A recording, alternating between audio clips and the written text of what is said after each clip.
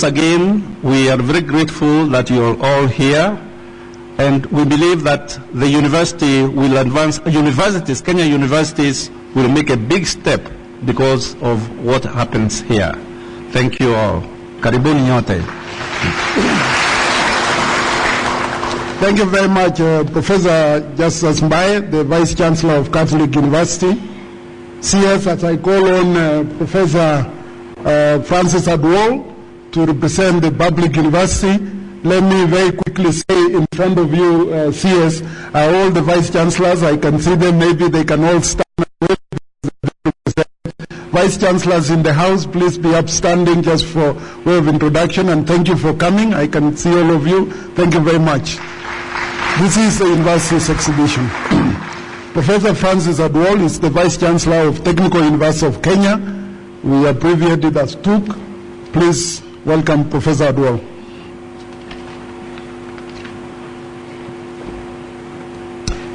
Thank you, David Some. CS Dr. Fred Matiang'i, Principal Secretary Professor Coletta Sudan,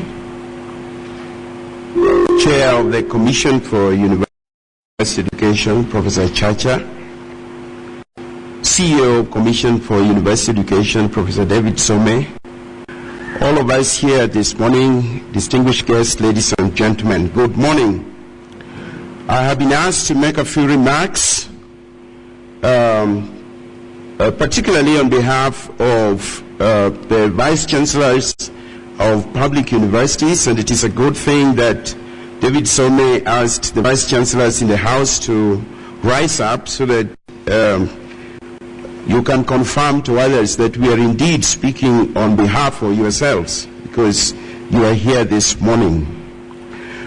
I will address myself principally to the issues that have been in the press lately, referring to universities, particularly in respect of quality education that the universities in this country are expected and are supposed to give, which I believe is one of the main reasons for which we are here today at the Catholic University of Eastern Africa. But first of all, I would like to extend my special appreciation to the Ministry of Education, the Commission for University Education, for making this function possible at all, and particularly to the Catholic University of Eastern Africa for hosting us here this morning. Ladies and gentlemen, in the last 1 year, there has been a lot of discussion on the quality of education that our universities in this country are giving. It is a good thing that we as Kenyans can even bring ourselves to discuss such an important point as the kind of education we are giving our young people and everybody else who comes to university, even in the 21st century. It is not a simple matter, because for us to be able to even interrogate this issue, we must be prepared to challenge ourselves, because we are forcing ourselves to look inside ourselves and basically expose ourselves to the rest of the world, to tell the world that if we are not doing something right somewhere, even ourselves, we are able to question that. It will be recalled that only a few years ago, really by the end of the last century, there were less than 20 universities in this country. And if we even want to be a little bit more rigorous, if we look at the last 10 years, the number of universities in this country have moved practically from around 25, if you consider both private and public universities, to the current number of over 70. That is a very huge increase in a very short time.